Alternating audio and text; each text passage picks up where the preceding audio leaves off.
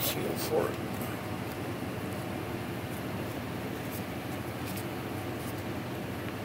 So the ice doesn't melt as fast as normal. And I took the cartridge out of here, the cooling tray, which comes with it, which is this thing right here. In the directions it says you're supposed to remove this guy and soak it in water and put it in the freezer for best results, and then put it back in here and slide it in. Well, I bypassed all of that and just, instead of just putting water in it, I put ice in it, and sometimes water with it. And all that steam, or all that ionized air you're seeing, moisture, that's just on the low setting with the fan. It's got a fan in the back. That's just on the low setting. Here's the highest. And it'll put 21 pieces of rice along the heat in. That's all that is for the most part. And on full, or on high speed, with this light on, it'll empty this out and dry it out within, I don't know, 2-3 hours. But if I press that and take the settings down a little bit, or you can just turn that part off and leave the settings like they are, and do not adjust this. Just adjust the amount of moisture or cooling that comes out.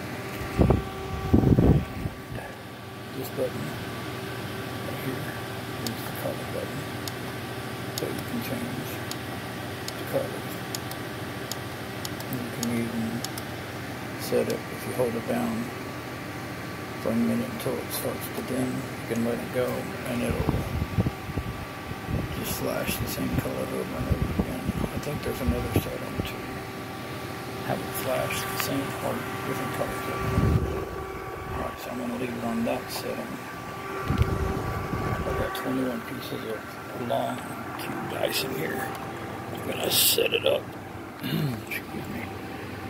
Set it up here a little higher on top of my bedside bookshelf with my stereo speakers in it, and a subwoofer in the middle, and another subwoofer underneath, and there's the head unit, which I learned the hard way. You don't want to have this guy on top of the head unit, or any on top of any electronic, without some kind of mat or towel underneath, because obviously it condensates and it can go down in here and fry it.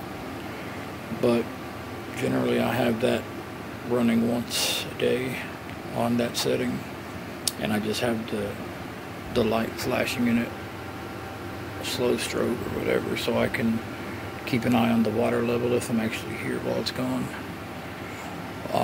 And I have a little bedside fan here that I have, because this blows pretty hard by itself, but you know, hot air rises and cool air goes down, so I turn the hot light bulbs off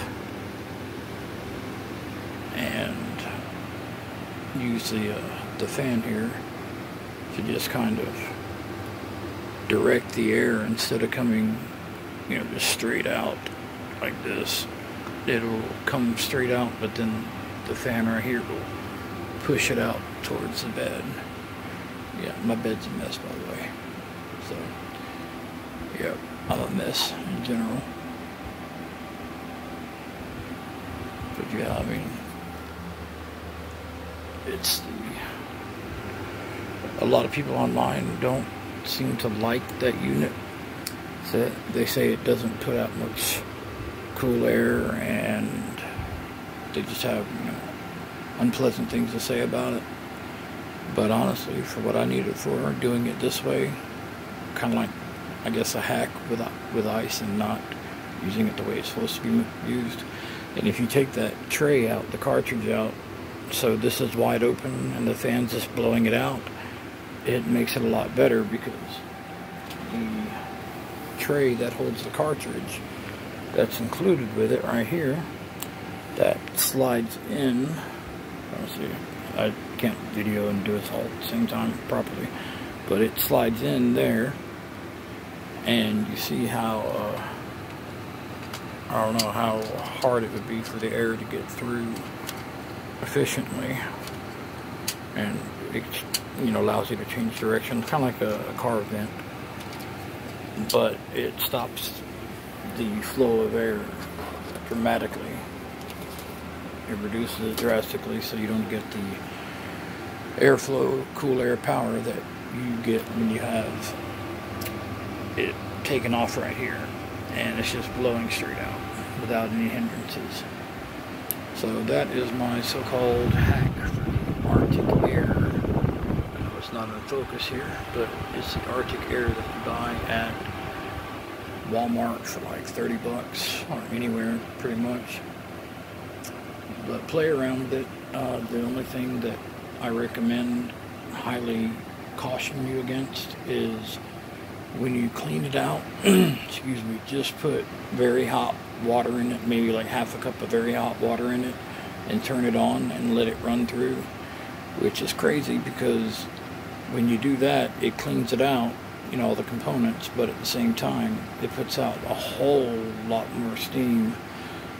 And oddly enough, that very hot water, once it comes from the holder, the reservoir, to the actual nozzles that are spraying the steam, even very hot water coming out like that cloud, that mist, is actually cold immediately.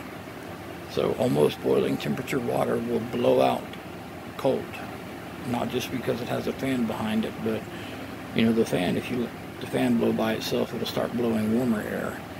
But with that, whatever's happening in there, it changes that very hot water to, you know, a cooler mist or steam immediately within a split second. But anyway, I'll let that a half a cup cycle through, and then I'll rinse it. I'll fill it up, shake it around while it's not plugged in, and then empty it and wipe it out, and then I'll fill it up again, shake it around, empty it, fill it up again, shake it around, empty it, and then I will put 21 more pieces of ice in there, sometimes a little water as a medium to, I don't know, I guess keep everything cold in it. And I'll turn it on and make sure it's blowing. Sometimes if the nozzles are not blowing enough mist, or they don't seem to be blowing at all, and you have the buttons properly pressed, you can just knock the side or knock the top of it with your knuckles once or twice, not extremely hard, but kind of like you would when you're knocking on a door, that amount of force and strength, and it seems to knock something loose, I guess, or I'm not sure what the deal is. Maybe it's a loose wire or just crud, you know, built up in the nozzle. But anyhow, it's definitely worth the $30 if you have access to ice. But I just figured I'd share that with you.